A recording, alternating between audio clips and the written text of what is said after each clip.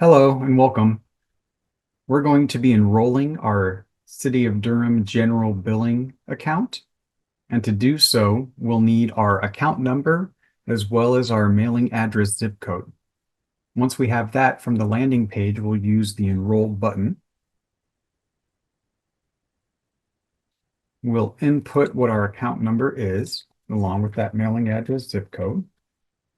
And then we'll validate that to make sure the account's available for us to enroll. Once we're in the account setup stage, we're going to get driven through each of these tabs here, starting with the Profile tab, where we're going to enter our required piece of information indicated by the red asterisk, which are the mobile phone number and email address.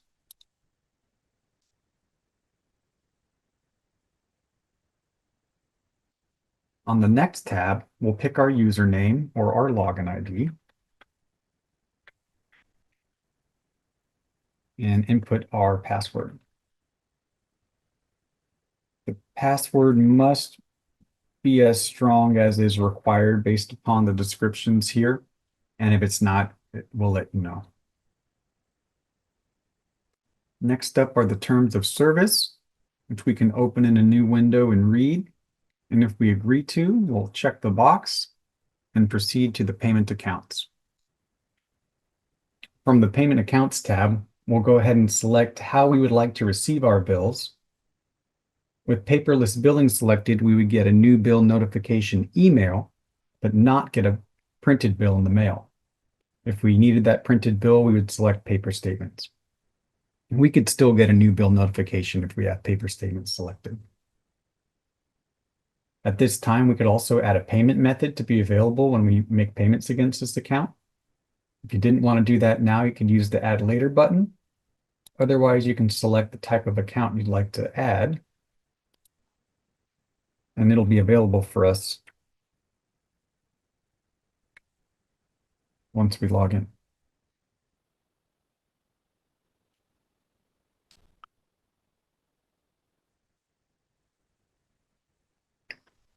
So that completes the enrollment. Next, we'll get an email asking us to click a link that will activate our account. And that's essentially going to ensure that the email address we input is capable of receiving our emails, and just letting us know it's a valid email address. Here's an example of what that looks like.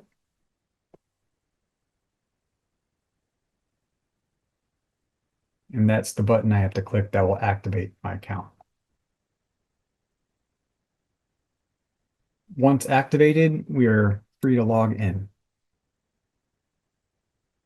Here you'll input that username you selected.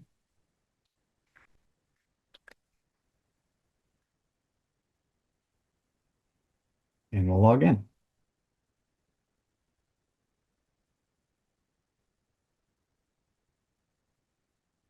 This will take us to the Pay My Bill screen, which will have my account number and the latest bill that's available to be paid.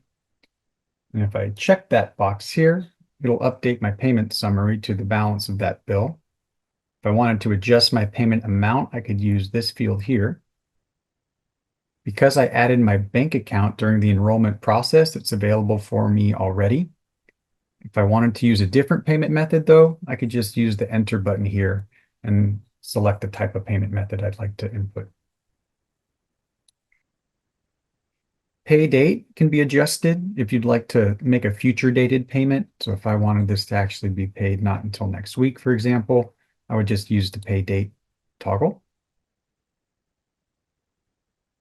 Below that is the posting information, letting me know when I should expect this payment to be reflected upon my account balance, and the Continue to Payment button. Here I'm going to go ahead and verify and authorize this payment, this debit to be taken. Under the Payment Details accordion, it can just remind me which account number I'm paying, which bill I'm paying. And we'll click the Make Payment button to proceed. We've got our confirmation. Worth noting here is the confirmation number. That's going to be indicative of the payment that I've made.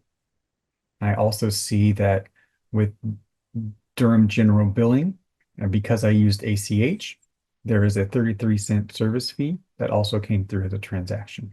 So I'm seeing both of those here. I could print this confirmation page. I can proceed to setting up AutoPay or return to that Pay My Bill screen. Let's go ahead and set up AutoPay for this account.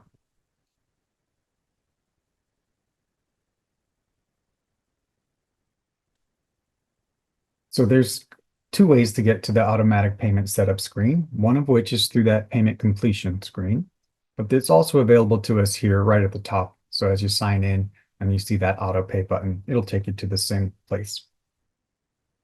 Worth noting here is this automatic payment message.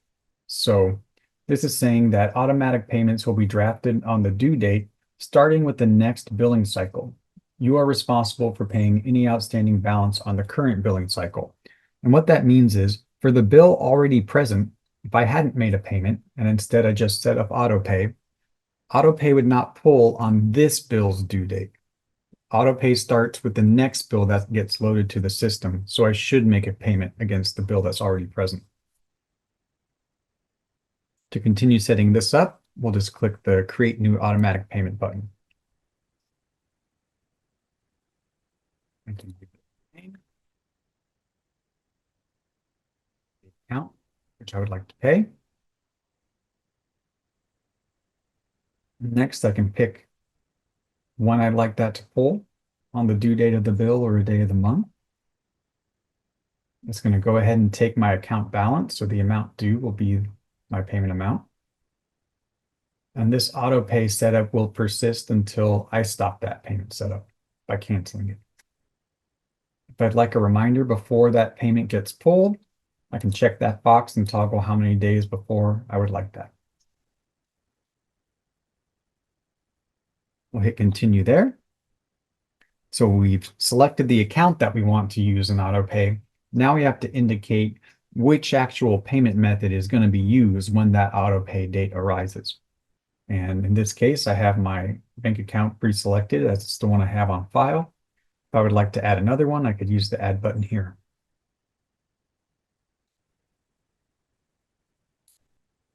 Next, we'll authorize. We'll confirm by clicking this checkbox that we allow these debits to be pulled on a recurring basis. Finally, we'll just review our setup. So I'm going to pay the amount due on the due date, and that's going to happen until I cancel this. It's going to be paid against this account number, and it's going to be using this payment method.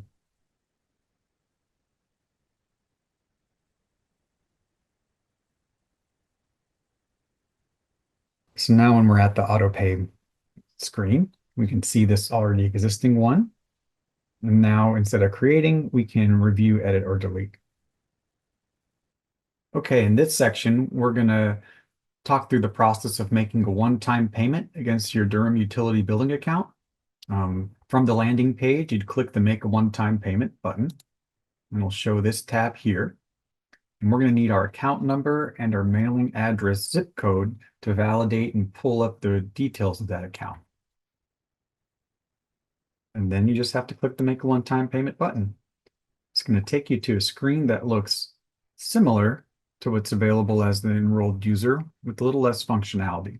So I'll still have my breakdown of the account. It'll still let me know that, hey, I am going to be able to make a payment against this account, but this symbol is letting me know this account is enrolled in a recurring or automatic payment setup.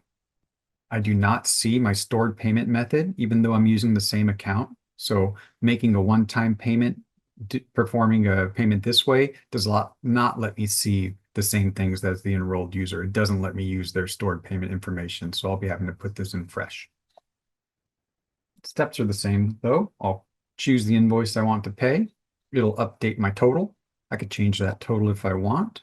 I could change the payment date if I'd like, and I'll need to actually have a method of paying that. So I'll use the enter button here.